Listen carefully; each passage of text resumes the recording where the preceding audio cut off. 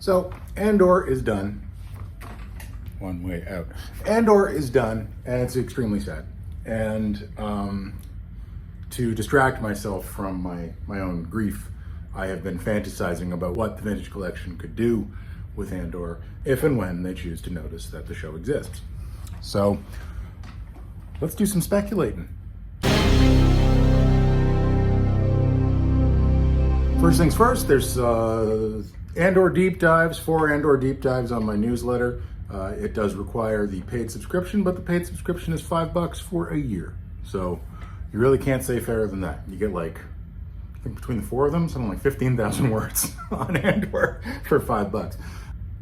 According to the Yak Face manifest, there are at least 2 more Andor characters coming to the Vintage Collection. My money on that would be Andor, Krennic, right? This is who they are.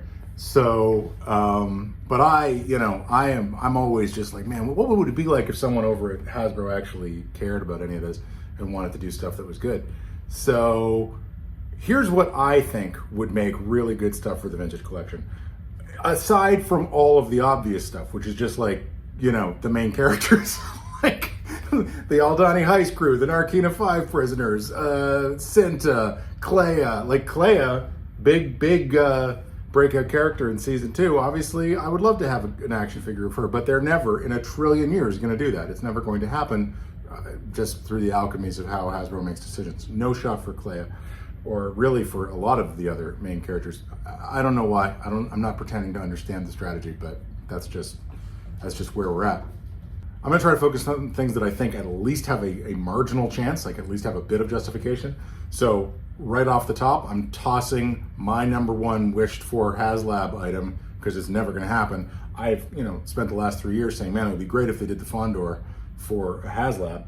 Nope. I mean, I think any chance that they were going to do that disappeared in the fact that the Fondor is just not used very much in season 2. If it was a really critical ship or environment for season 2, maybe it would still have a chance, but no chance, 0. But I will say that I think in the Fondor's absence, season 2 does reveal what I think is a decent guess for an upcoming HasLab, if not this year's, maybe next year's, would be the U-Wing fighter, right? Like we've all, in the Vintage Collection, I think we're all fond of Rogue One in general and have been crying for a U-Wing for a while. And now that the U-Wing has been featured in both Andor quite heavily and also in Rogue One, I think it's an opportunity to do that and to probably, use that as a pivot to fill in some of the Rogue One characters. So like the U-Wing could come with Bodhi, it could come with Baze. You could finally get those gaps filled in. Plus, it's a pretty kick-ass ship. I mean, the only problem with doing a U-Wing in plastic is it would have to be pretty big, like surprisingly big for that thing, because you want to be able to get like people, if not maybe all the way standing up inside it, at least sitting inside it. So I imagine that cargo compartment would have to be that big, right?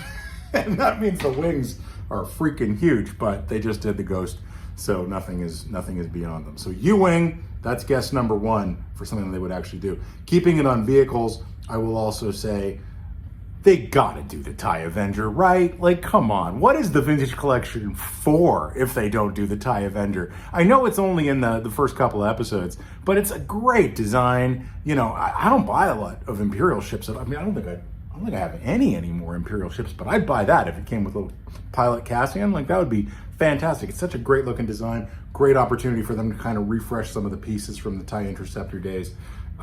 Yeah, I think that's a no-brainer. I think they got to do that. And as soon as I say anything is a no-brainer, I know that I'm never going to see it. But here's hoping. There's a lot of promo around that thing. So hope springs eternal that someday they'll do the TIE Avenger. For actual figures, I'm only going to highlight 3. Again, I would love pretty much every character, but I think that there are 3 that are more likely than not. The first is I don't know what you call it, the one Imperial officer in black tactical riot gear with the big riot shield. They already did him in the Black series. I think it's a great design. It was used in season 1. It's used again in season 2 on Gorman. And obviously it's a lot of reuse, right? Like we have Aldhani Cassian here. Like it's basically just a repaint of that with some additional accessories. So I think it's a reasonably easy lift for them to do it. And I think it would make a great troop builder pack if Hasbro were so inclined. So I would love to see that.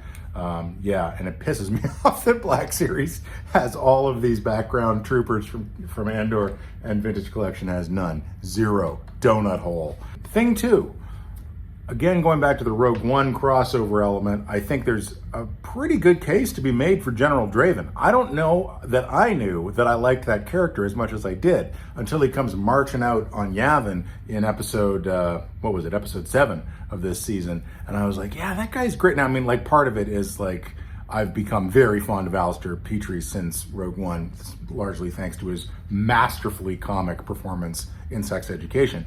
But yeah, like, again, I feel like that's a character where there's a lot of existing pieces that can get reused. He's basically just in a rebel outfit with a cool jacket. You kind of only need the head. And I'm still annoyed that they packed Merrick in with an X-Wing fighter that I'm never going to buy. So it would be great to get Draven as a single carded figure. And then finally, original trilogy completists versus me is going to be hard on this one, but I really would like to see a new Mon Mothma from the series.